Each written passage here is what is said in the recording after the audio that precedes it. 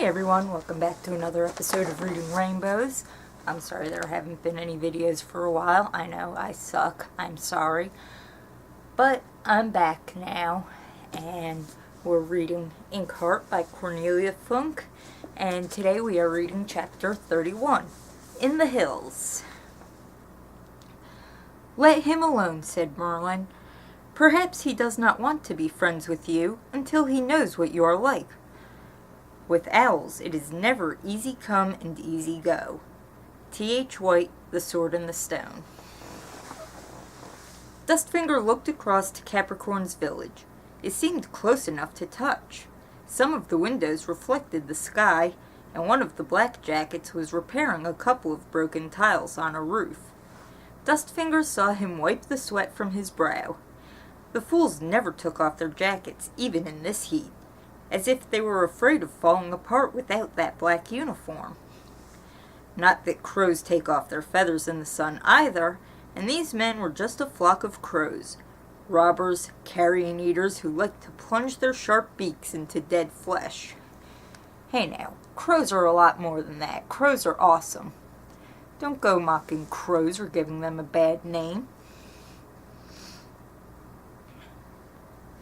The boy had been uneasy when he saw how close Dustfinger's chosen hiding place was to the village, but Dustfinger had explained why there couldn't be anywhere safer to lie low among the surrounding hills.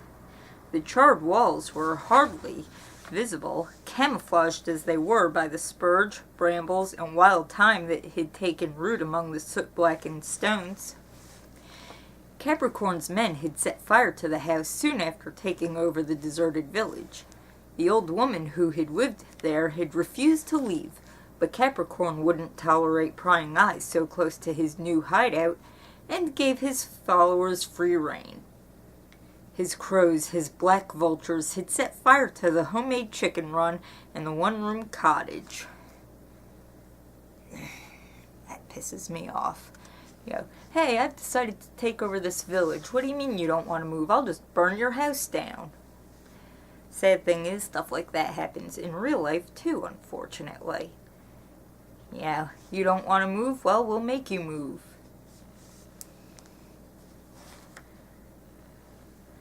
They had trampled over the carefully tended beds in the garden and shot the donkey that was almost as old as its mistress. They came under cover of darkness as usual, and the moon, so one of Capricorn's maidservants had told Dustfinger, shone particularly bright that night. The old woman had tottered out of the house, weeping and screaming. Then she'd cursed them. She cursed them all, but her eyes were turned on only one of them, Basta, who was standing a little way from the others, because he feared the fire, his shirt very white in the moonlight. Perhaps she had thought that shirt might conceal something like innocence or a kind heart. At Basta's orders, Flatnose had put his hand over her mouth to shut her up. The others had laughed, until, unexpectedly, she fell down dead and lay there lifeless among her trampled garden beds. Ever since that day, Basta had feared this place more than anywhere else in the hills. No, there could be nowhere better to keep watch on Capricorn's village. Poor woman probably had a heart attack from fright. Dustfinger spent most of the time perched in one of the oaks that had once given the old woman a shady place to sit outside her cottage. Its branches hid from the curious eyes of anyone who might... its branches hid him from the curious eyes of anyone who might stray up the hillside. He perched there motionless for hour upon hour, watching the parking lot and the houses through his binoculars. He had told Farid to stay further away, in the hollow behind the house. The boy had reluctantly obeyed. He was sticking close to Dustfinger, close as a burr, and he didn't like the gutted cottage. "Her ghost is still here for sure," he kept saying. "That old woman's ghost. Suppose she was a witch." And what's wrong with witches? Why you gotta go and give witches a bad name now? Come on now. First crows, now witches. Crows are awesome and smart and witches don't want to hurt anyone. You know, not all witches are the Wicked Witch of the West or anything. But Dustfinger just laughed at him. There were no ghosts in this world, or if there were, they never showed themselves. The hollow was so well sheltered that he had even risked lighting a fire the previous night. The boy had snared a rabbit. He was good at setting traps and more ruthless than Dustfinger. When Dustfinger caught a rabbit, he didn't take it out of the trap until he was quite sure the poor thing had stopped wriggling. Farid had no such scruples. Perhaps he had gone hungry too often. Above all, he loved to watch with wonder and admiration whenever Dustfinger took a few little sticks and lit a fire. The boy had already burnt his fingers playing games with matches. The flames had bitten his nose and his lips, yet Dustfinger kept finding him making torches of cotton wool and thin twigs. Once he set light to the dry grass, and Dustfinger grabbed him and shook him like a disobedient dog until tears came into his eyes. "Listen hard, because I'm not telling you again. Fire is a dangerous creature," he had shouted at Farid. "Fire is not your friend. It will kill you if you don't respect it, and its smoke will give you away to your enemies." "But it's your friend," the boy had stammered defiantly. "Nonsense, I'm not careless, that's all. I take note of the wind. You let it play with the fire. I've told you 100 times, never light a fire when it's windy. Now go and look for Gwen." "It is your friend, though," the boy had muttered before running off. "Or anyway, it obeys you better than the marten does." Yeah, well, trying to get an animal to obey you is quite difficult. I'm sure that it is easier to get the wind or the fire to do what you want than it is to get an animal to do it, especially a wild animal like a marten. He was right there, though that didn't mean much, for a marten only obeys itself, and even the fire didn't obey Dustfinger in this world as well as in his own, where the flames turned to flower shapes whenever he told them to. That sounds really pretty. That would be awesome. They had forked up in the air for him like trees branching in the night, and rained down sparks. They had roared and whispered with their crackling voices. They had danced when he said the word. The flames here were both tame and mutinous, strange, silent beasts, that sometimes bit the hand that fed them. Only occasionally, on cold nights when there was nothing but the flames to stave off his loneliness, did he think he heard them calling to him. But they whispered words he didn't understand. However, the boy was probably right. Yes, fire was his friend, but it was also the reason why Capricorn had summoned him back in that other life. "Show me how to play with fire," he had said when his men dragged Dustfinger before him, and Dustfinger had obeyed. He still regretted teaching him so much, for Capricorn loved to give fire free rein, catching it again only when it had eaten its fill of crops and stables, houses, and anything that couldn't run fast enough. "Is he still away?" Farid was leaning against the rough bark of the tree. The boy was as quiet as a snake. Dustfinger always jumped when he appeared so suddenly. "Yes," he said, "luck's on our side." On the day they came to this hideout, Capricorn's car had been standing in the parking area, but that afternoon 2 of the boys had begun polishing its silver paintwork until they could see the reflections in it, and shortly before it was dark he had driven off. Capricorn often had himself driven around the countryside, to the villages farther down the coast, or to one of his other bases, as he liked to call them.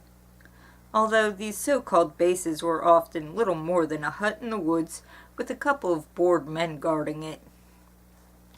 Like Dustfinger, he couldn't drive a car, but some of his men had mastered the art of it. Hardly any of them held a driver's license, though, because to pass the test, they would have to be able to read. Just makes me wish that they get stopped by a cop one day and see what happens then. Yes, I'll go over there again tonight, murmured Dustfinger. He won't be away much longer, and Basta is sure to be back soon, too. Basta's car had not been in the lot at all since they'd come here. It was unusual for it to be gone so long, because Basta didn't like to be away from the village for any length of time. Were he and Flatnose still lying in the ruined cottage, bound and gagged? Good. When do we start? Farid sounded as if he wanted to get moving at once. After sunset? They'll all be in the church eating then. Dustfinger shooed a fly away from his binoculars. I'm going alone. You are to stay here and keep an eye on our things. No! Yes, this will be dangerous. There's someone I want to visit, and to do that, I have to get into the yard behind Capricorn's house. The boy gazed at him with eyes full of astonishment, eyes that sometimes looked as if they'd seen too much already. Surprised, are you? Dustfinger suppressed a smile. You wouldn't have thought I had any friends in Capricorn's house. The boy shrugged his shoulders and looked over to the village. A vehicle was driving into the parking lot, a dusty truck with 2 goats tethered on the open loading platform. Look at that, another farmer's lost his goats, muttered Dustfinger. Wise of him to give them up freely, or there'd have been a note pinned to his stable door this evening. Farid looked at him, an unspoken question in his eyes. The red rooster crows tomorrow, that's what the note would say. It's the only thing Capricorn's men know how to write. But sometimes they just hang a dead rooster above the door. Anyone can understand that. Remember that red rooster that was in Eleanor's library? Red rooster? The boy shook his head. Is it a curse or something? No! Good heavens, you sound like Basta. Dustfinger laughed quietly. Capricorn's men were getting out of the truck. The smaller of them were carrying 2 plastic bags filled to bursting. The other was hauling the goats off the loading platform. The red rooster means fire. The fire they'll light in the farmers' outhouses or olive groves. And sometimes the rooster crows in the attic of the house, or, if a farmer has been particularly stubborn, in his children's bedroom. We almost all have something we love dearly. The men were leading the goats into the village. Dustfinger knew by his limp that one of them was Cockerel. He had often wondered whether Capricorn knew about all the little deals his men did, or whether they were working for themselves on the side now and then. Farid caught a grasshopper in the hollow of his hand and watched it through his fingers. I'm going with you all the same, he said. No. I'm not afraid. That makes it worse. Capricorn had floodlights installed after the escape of his captives, outside the church, on the roof of his house, and in the parking area. They didn't exactly make it easier to walk on the streets unobserved.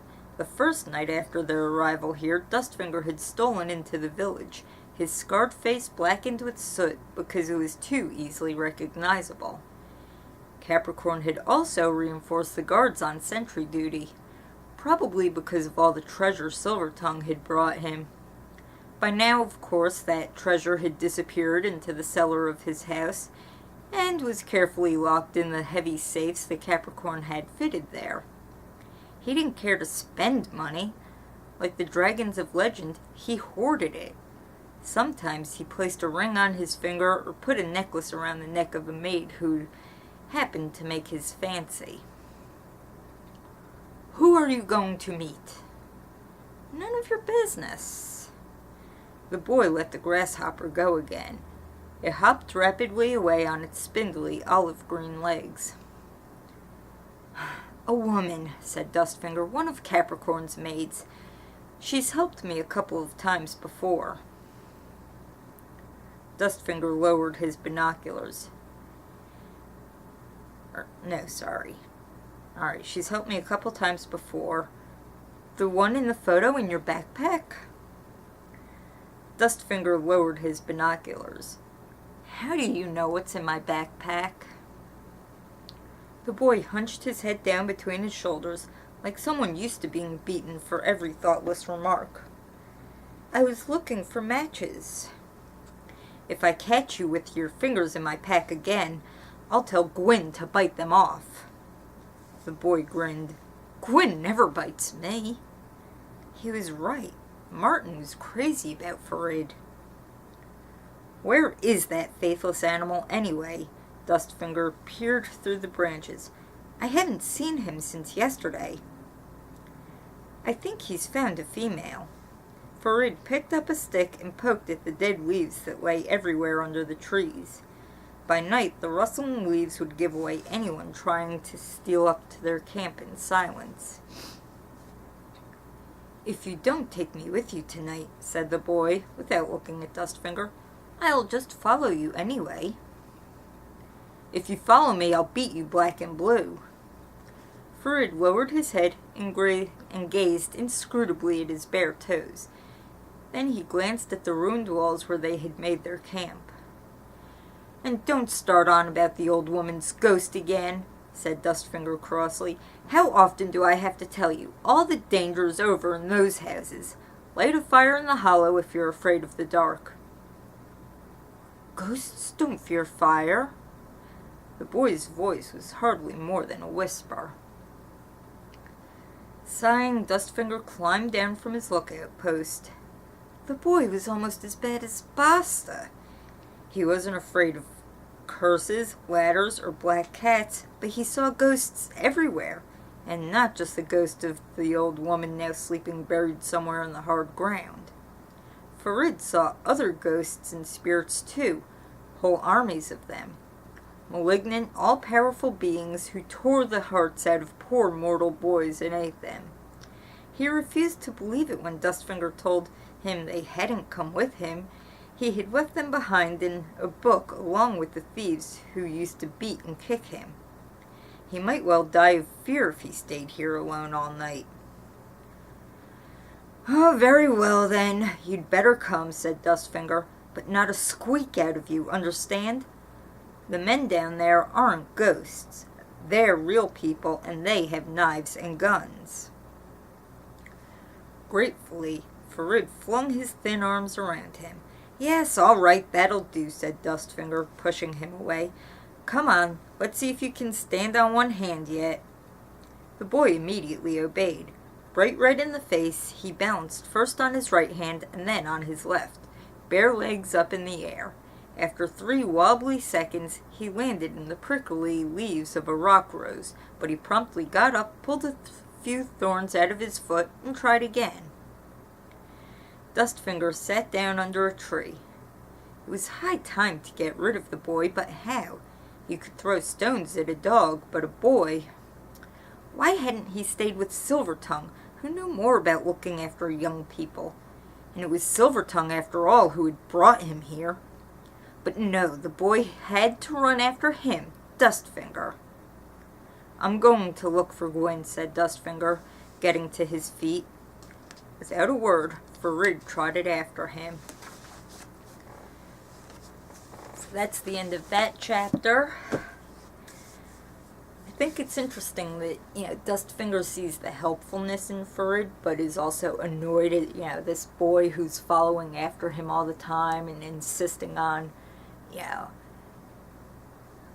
insists on following him, insists on learning how to eat fire, insists on just, all this other stuff. And I'm actually surprised that Dustfinger has put up with him for this long. But we'll see what happens next time. I thank you for joining me, and I hope you have a great day.